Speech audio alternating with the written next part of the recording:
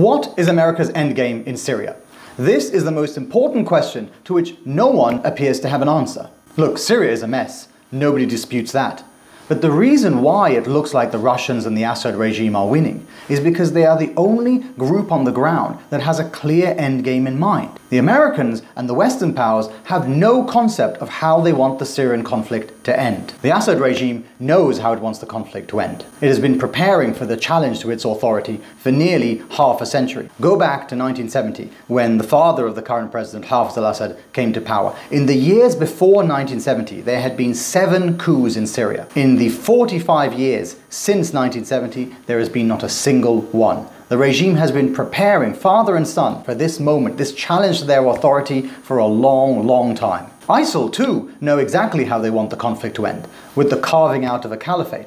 And they too have been preparing, not for as long as the Assad regime, but they have been preparing by forging links, by marriage, by bringing in money and manpower, and by creating this vast online propaganda network. They are building the infrastructure to take over vast parts of the country in order to carve out for themselves this caliphate. The Russians too know exactly how they want this conflict to end. They seek to supplant America as a power in the region as the Americans pivot away towards Asia. But for America, for Barack Obama, there appears to be no clear end game in sight. And it is because of that weakness, because of that inaction, that the conflict has burned for so long. This weekend, the Syrian-American writer Lina Sergei-Attar has an essay coming out in which she draws a contrast between the death toll today and the death toll back in February 2012. And she points out that in February 2012, when people thought that the conflict was raging out of control, there were 5,400 Syrians dead. 5,400. She contrasts that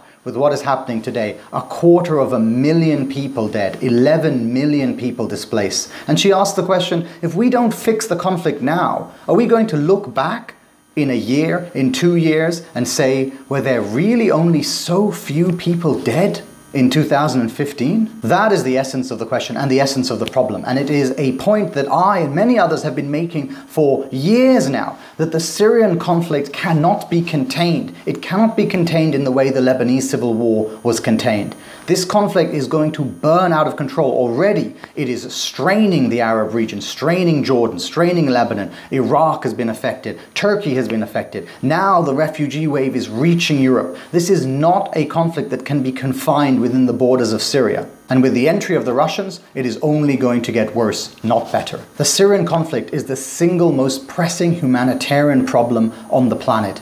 It is not a decision that can be deferred. It is a decision that has to be made today, this week, this month. The longer we delay, the longer we wait for an answer, the longer we decide what the end game might be, the longer we try to figure out all the moving pieces on the chessboard, the more people are going to die, the more people are going to be displaced, the harder it's going to be for Syria to be put back together. And so, in New York, this week, surrounded by world leaders, Barack Obama only really has to make one decision. He only has to answer one question. How does the Syrian conflict end for America?